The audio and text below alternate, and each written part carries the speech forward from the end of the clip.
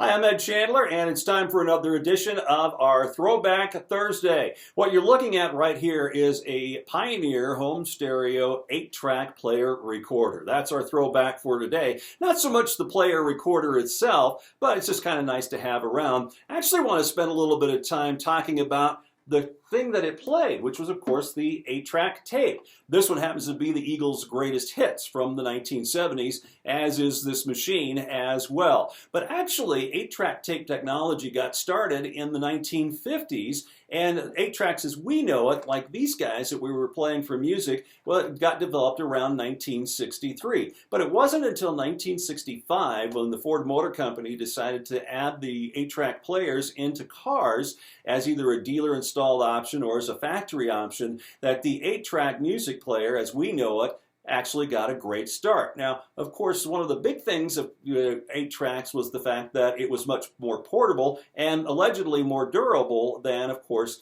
the vinyl records. And there were some vinyl record players that you could take in the car, which were okay. But this way was a very compact design to have music. You didn't have to worry about any skips or anything like that, obviously. But this format also, because of the way it was made, had its share of problems as well. For one, this was based on the concept of an endless loop tape that was developed in the 1950s and upgraded and changed so that it would work in a consumer market and particularly quite well in automobiles. A lot of us who grew up in the 1970s or even the 1960s probably had an 8-track player in your car, right? Well, they didn't do well in the home market because they were difficult to record on, and part of the problem with 8-track tapes, remember, they would get jammed up inside the machine, and tape would come out, of course, and then you couldn't get it back in. In fact, I'm going to do one right now. Usually a lot of times that tape would get pulled out of there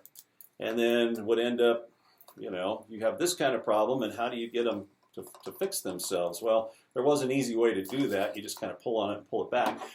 That's the trick, but a lot of people didn't know that. The other problem with these as well is that because the head in the machine moved, many times the tape itself, when you would get flipped around backwards, and then the sound would get real muffled, and it would do that, and then as an endless loop tape, the whole entire tape would get looped around, and then what do? You either throw the thing away, or you have to, of course, get it, try and take the whole cartridge apart. The other thing, because of the moving head, it had a lot of problems with the tapes and the sounds. If things weren't aligned correctly, it just ended up being a huge mess. So the 8-tracks, while very popular for a short period of time, is, like I said, even when the home units like these, you can take a listen to this particular guy, and I've got it plugged in now. You wanted to change programs. Very noisy as that head moves up and down on the 8-track tape. So what happened to the 8-track tape? Why did it fail? Well, partly because of this guy right here, the cassette. It was a much more portable format, smaller, and it was a lot less problematic. Now, the cassette then, of course, was later replaced by what we know as the CD in the early 80s. Well, by that time, 8-tracks were pretty much done, and Billy Joel's greatest hits, all on compact disc from around 1982 or 83.